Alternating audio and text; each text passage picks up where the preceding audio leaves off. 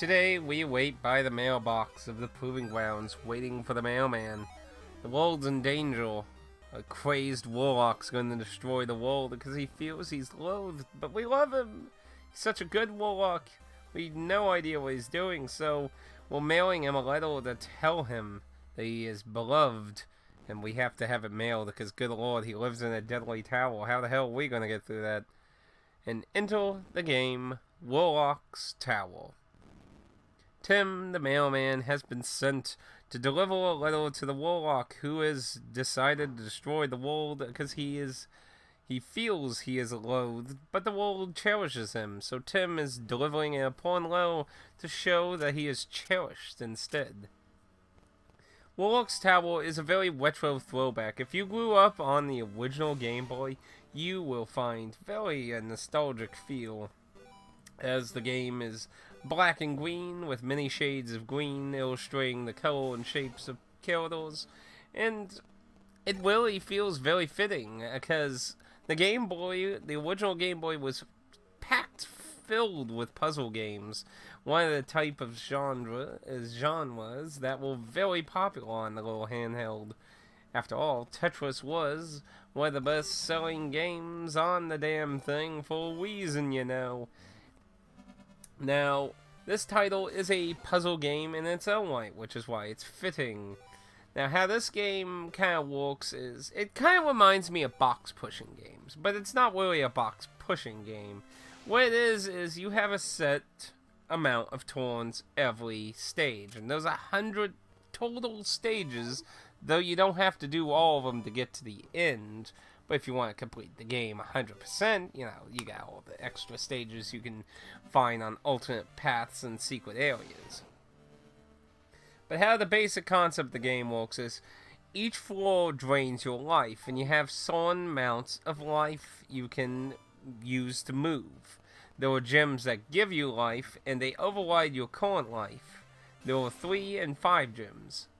So, to give an example of that, let's say you have 3 life currently, and you're right by a 5 gem.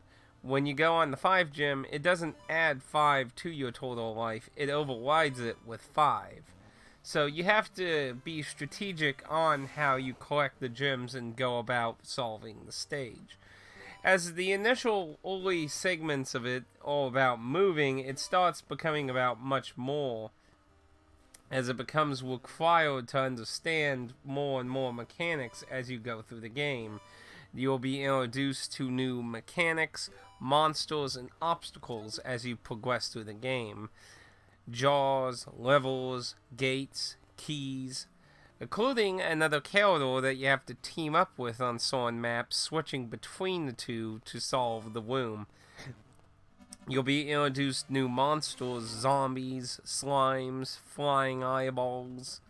Slimes, in my opinion, are the most annoying because they leave acid trails that you can't walk through. Though you can learn eventually you can use pots to get rid of the acid, or other enemies that get killed in the acid can make the acid go away too. You have to learn the mechanics as you go through the game, and the game is pretty nice at explaining and introducing these new mechanics as you go through. And there are more as you get closer and closer to the end. Now, the game is broken up into 5 sections, well, I should say 5 zones with 2 sections per zone. And when you get to the end, it starts throwing everything you learned in the entire game. Now, I'd say I didn't have too much trouble with this title until about halfway, where it started getting a little harder. For a good while, I was starting to think the game was likely going to stay pretty easy, but don't let that fool you when you look or try this game. Unless you're a very, very heavy vet, you're likely going to find some of the puzzles later on get a little bit more challenging. But yeah, for a good portion of the beginning game, I breezed through a lot of stages because they become pretty predictable and simple in their mechanics. But as I said, it gets more and more complicated as you go on. As you go on, you will find alternate paths that you have to complete a certain percentage of the game to unlock. Once met, you can go back to that area and unlock it, which will introduce a few additional bonus areas that usually challenge you to some extent. These areas, like I said, are not required unless you want, like, say, the Platinum Trophy kind of thing. There's no, like, alternate ending or anything to worry about needing to do all the stages. Finding the way to the Warlock is ultimately your goal if you just simply want to beat the game. And you can do that. Now, there are other characters you can meet along your journey in Warlock's Tower. Sadly, as opposed to one character, as I said, you get to do a kind of a duo map when you bump into that character as they come and go through the tower. All these other characters you meet don't do anything. And that feels kind of like... I feel like it was a scrapped idea, though I'm not really sure. I feel like maybe the idea was some of these characters would bestow other mechanics and powers to the character, but they don't. They don't. There are trophies in that for meeting these characters, and they give very light background to themselves, but they don't really add much to the world. Now, as you go through the tower, you will bump into the Warlock multiple times, as he usually will tell you about the new obstacles you'll bump into, or start getting concerned that you're getting closer and closer to the top, as he's somehow amazed how you haven't perished horribly yet.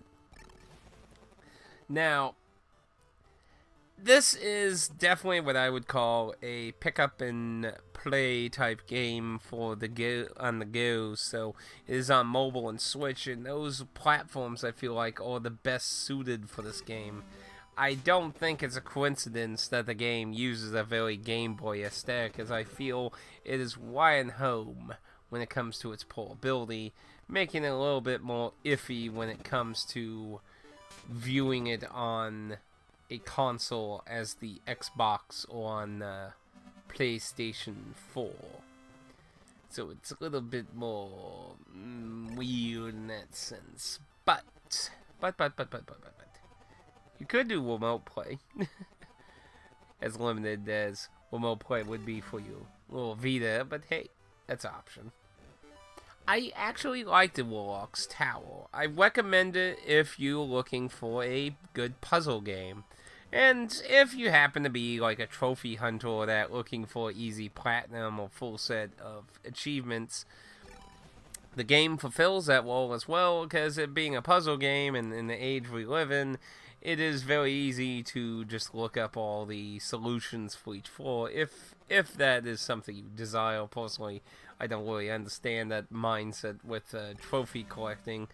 As I've said in the past, I view it as a extra kind of recommendation list of replay value, you could say. But I'm not one to tell you what you play games for, now am I? I'm just here to tell you what I think about the game, and that I recommend it for puzzle people, and that I actually liked it. Now, of course, we do have to go down the road of the value, of course.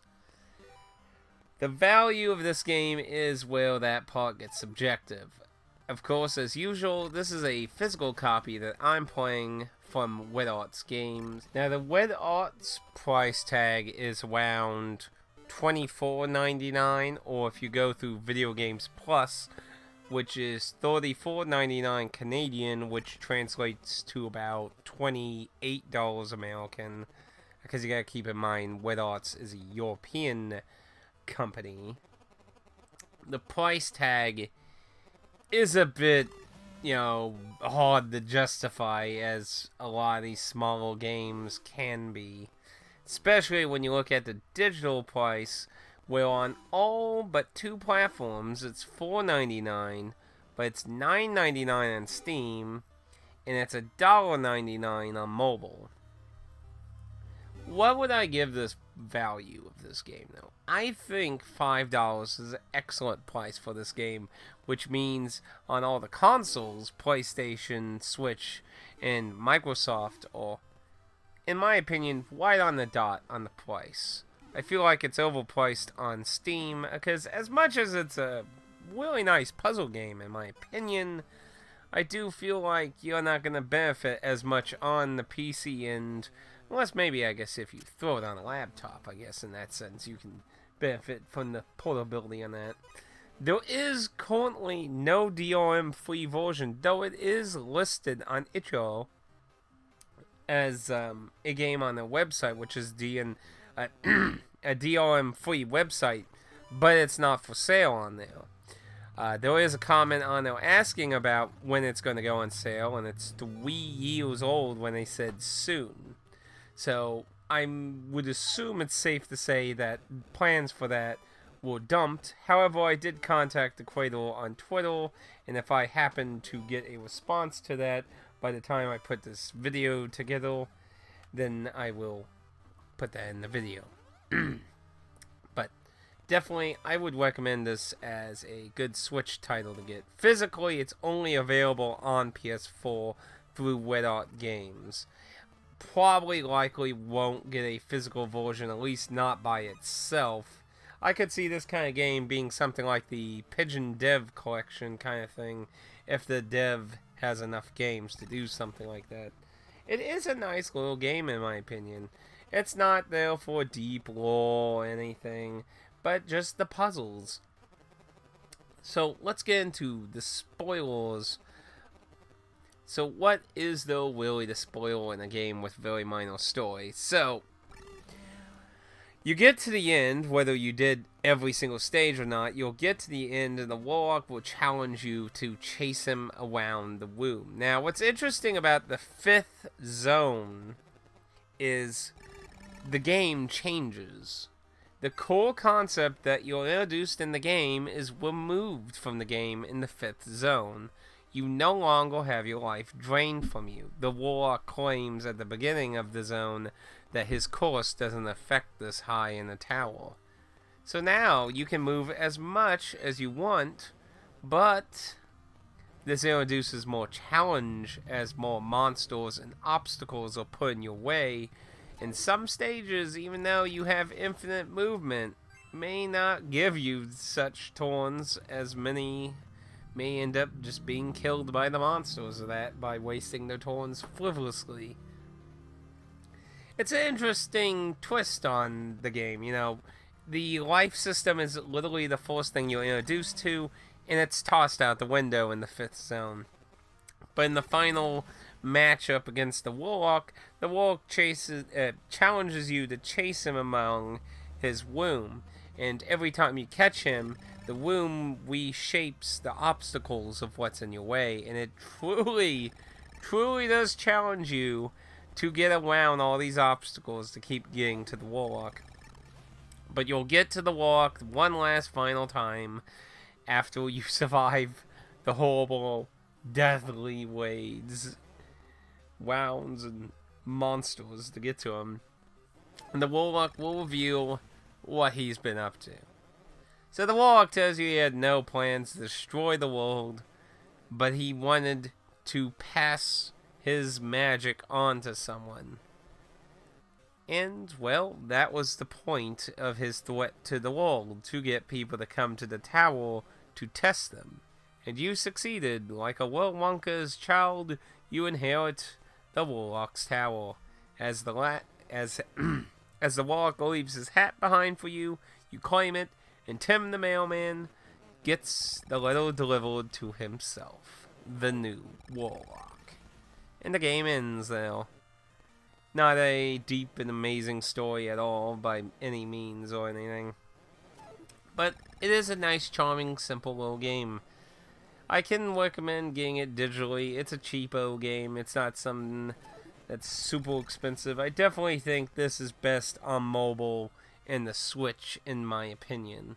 But if you are really hardcore into puzzle games, you can have enjoyment sitting down on the couch at home too.